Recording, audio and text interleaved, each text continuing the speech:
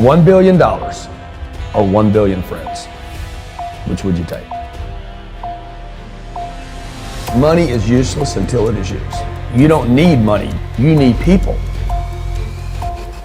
People have the next money you want. Money is useless until it is used. I did not know this. I thought money was valuable. I was taught that money was security. That's why I started a retirement account. I had a retirement account when I was 28 years old. I invested money in a 401k. That's the terminology, as you know. I can get this money when I'm 65 or something. Every year I put that money in that retirement account because I was taught that money was security. Money has never made me more secure. I end up forgetting it's even over there. I go years without remembering, oh, I got that money over there. You know, I wasn't even thinking about it. I don't know what it's invested in. Put it in mutual funds. I don't know what the mutual funds are. I have no passion or connection to any of the companies. It was just about money. It's like this money just sits here. What is it? It's just pieces of paper. Somebody decided on the colors, the values. Somebody put a little stamp on it. A lot of work went into like making me believe this is somehow valuable. Today I just know that like, man, until this starts moving around, it's not valuable. People are way more valuable. It just shows you how little people have really thought about money. $80 billion a year is spent in America on lottery tickets. Nobody spends anything with friends. $80 billion, that's more money than Starbucks, Burger King, Taco Bell, and Kentucky Fried Chicken. I wasn't thinking big enough. I was thinking that if I save my money, that if I just save the pennies, you know, save the money, pay attention to the money, then clip the coupons, do everything on the cheap, right? Buy everything on sale, buy low and sell high. All that old adage of our parents. If I do that, then I'll be better off, right? Rather than, why don't I learn a skill? Why don't I promote myself?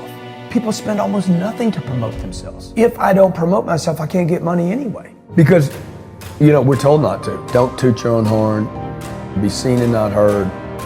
Don't get so much attention. We're told this as little kids. Women have it worse than men. Don't show off. Don't be a braggart. Don't talk about yourself. Fly under the radar. If you get too big, you're going to get attacked. Nobody's telling us, get so big that no attack can bother you. If I die today, Elena and the kids will not have to worry about money. They will not. In 2008, all I had to worry about was money. I had a $60 million lawsuit hit me. I thought Lehman was enough. The one industry that I was a star in got cut in half. Diamonds are made from pressure and wake-up calls. So not all coal becomes a diamond. What data do you have that is holding you back from becoming who you could be? What have you been operating with? What calculations have you been doing that's getting you the wrong answer? I'm not stupid.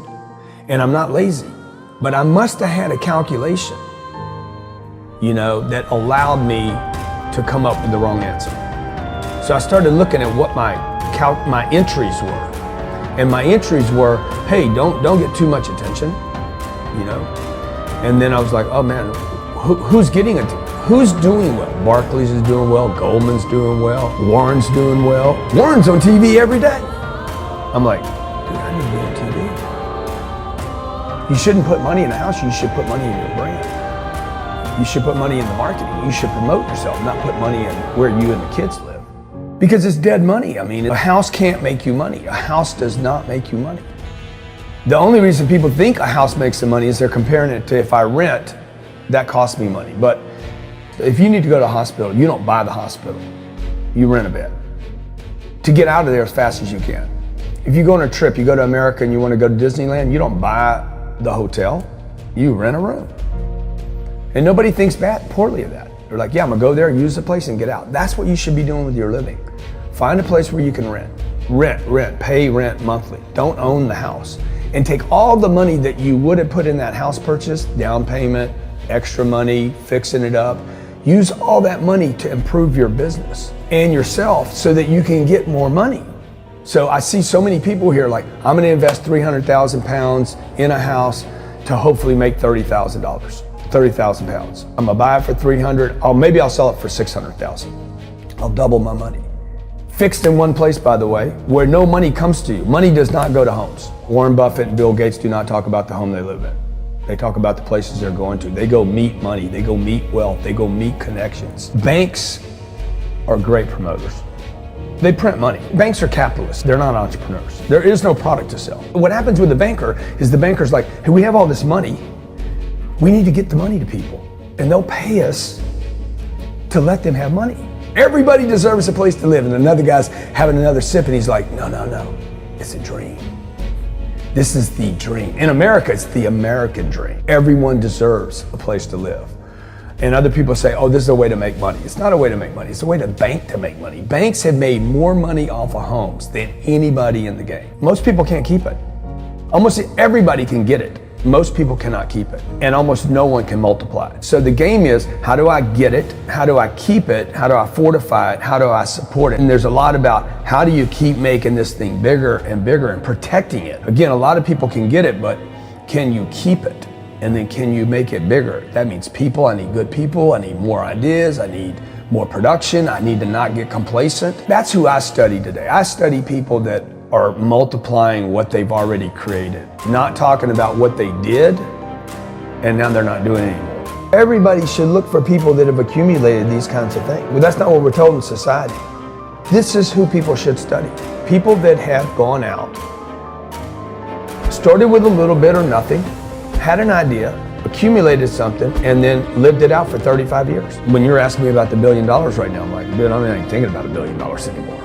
I'm thinking about how do I build a $10 billion fund. The moment you start thinking like that, it's like buying a yellow Volkswagen, right? You've never seen one before, and then you're like, I'm gonna get a yellow one. And then all of a sudden you see them everywhere. It's a raising of awareness.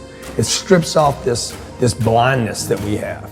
And then I can see again, I'm like, God, how many $10 billion companies are there? Who's done this? How would it be done? Is that money available? If you can like open your eyes up and say, hey, I'm showing up every day, I'm not gonna quit. You cross your fingers. If you don't quit, you won't